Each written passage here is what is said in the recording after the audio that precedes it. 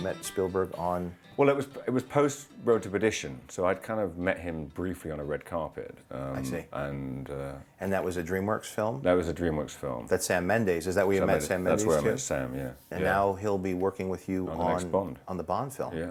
Well, that's classing up the franchise, isn't it? Well, I don't. I mean, I think it's a kind of great choice because I think Sam has what he has is a sort of fervor and energy to really direct a Bond movie with a capital B.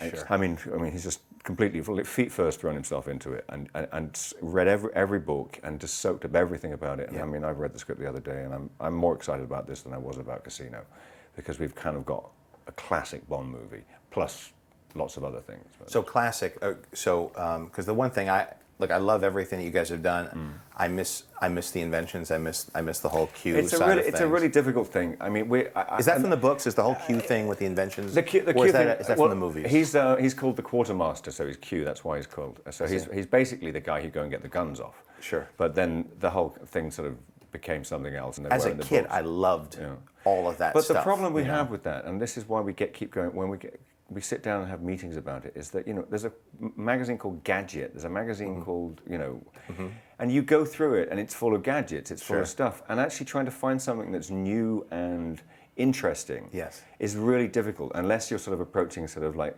highly secret, sort of top secret sort of Ministry of Defense is using.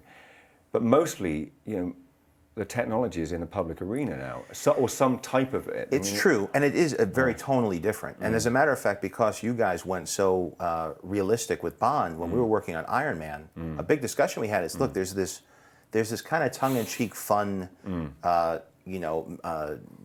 man in the tuxedo gallivanting around, saying, throwing a one-liner out there, and then fighting crime.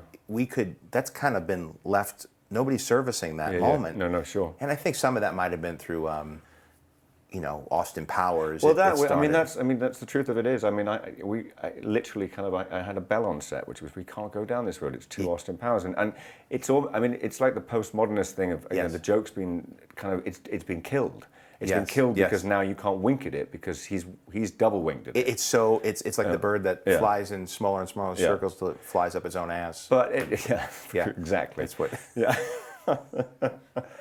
And we found that. I just want to let that image just settle into my head. Well, that's what's happening with superhero movies. We were like, when we're doing Iron Man, we're like, this is Team America. We can't do this. Yeah, which is great because there's comedy like that around because it really does, it elevates things, but you have to think that much harder. The comedy is so smart and so well observed that you can't get away with just going through the motions of it. So you have to, and I think what was smart about the Bond franchise is, whatever that partnership of producer, director, yourself, writers that came up with it, the intensity of the action, but yet there's still a little bit of a swagger to it. But it's so dry and so subtle that you can't really pin it on it. It doesn't feel like it's commenting on itself. It just is kind of in the DNA. There's a fun to it.